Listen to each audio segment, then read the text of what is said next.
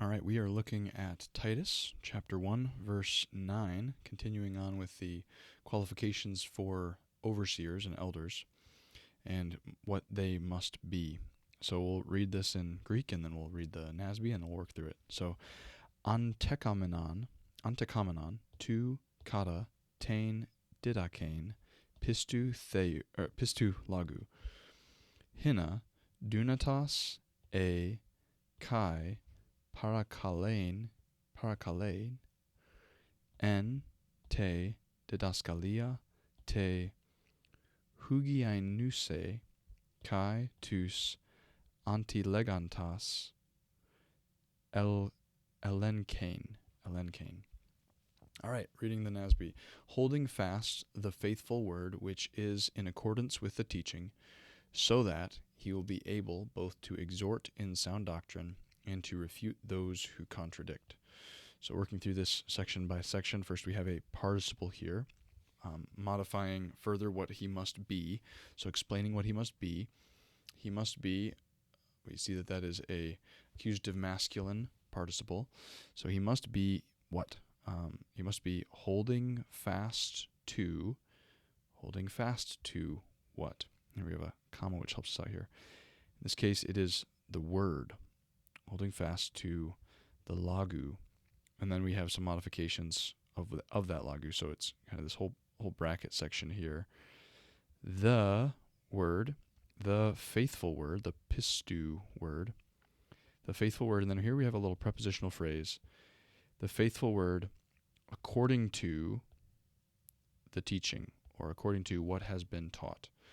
The word here, didache, is where the book that was written after the New Testament, kind of synthesizing a lot of the apostles' teaching, an early church historical document, according to the teaching, the didache.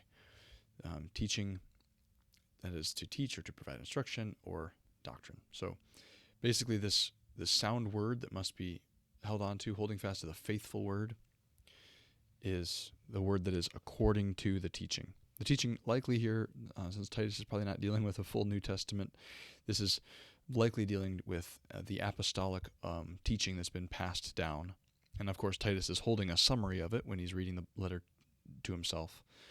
But this is really just saying that the overseers must be those that aren't going to be doing things against or contrary to sound teaching, but doing things that are rather in accord with or alignment with the teaching. So they're going to be holding to the teaching of the word, the faithful word, in accordance with how it's been taught. But then the reason for that, why must the man of God be holding to the word? Why? Why is answered here with hina. If you look at hina, even just highlighting the NASB, if you have the morphological tagging on, it's a conjunction adverbial purpose. So why the verb that's being translated or modified here by this hina is the holding fast. So in order that he might be able, so dunatos, he might be able, and sorry, here's the verb, to be in the subjunctive here. In order that, so hina plus subjunctive, that's connection. We're talking about purpose here. So in order that he might be able to do what? And then we have kai is showing up before what it's actually connected to, so we can kind of move that back. Actually, we can move that even further back than that.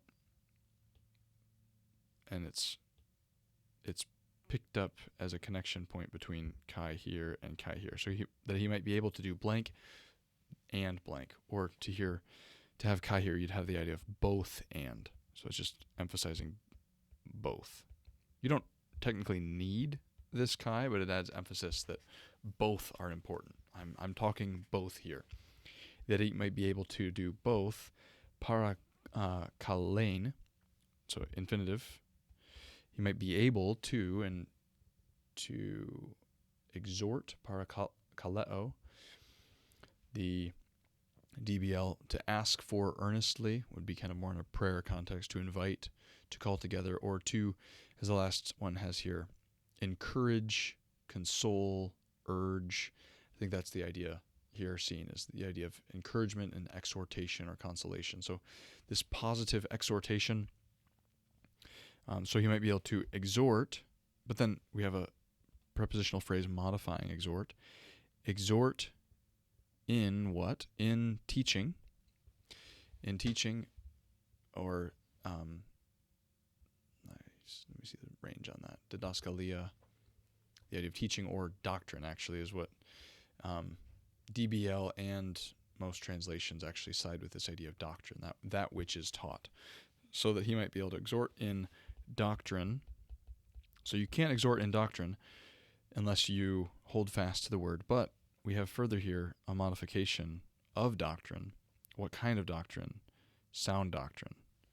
This idea of hugianuse. This is a participle here modifying doctrine, that which is healthy or accurate. The idea of course, accuracy is in view here, so that it would be accurate doctrine, because doctrine in and of itself is not healthy. Even if we use the term healthy, we have the idea of it's good for you and its benefit for you is because it is accurate. So if you're going to be able to exhort in sound doctrine, you're going to have to hold fast to the trustworthy word as taught. But also, and here's the both and piece.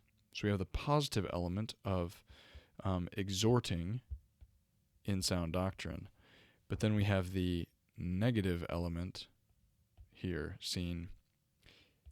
So we had, I'll just highlight the infinitives here in yellow. We have parakalein, and then here we have another infinitive, elenkane.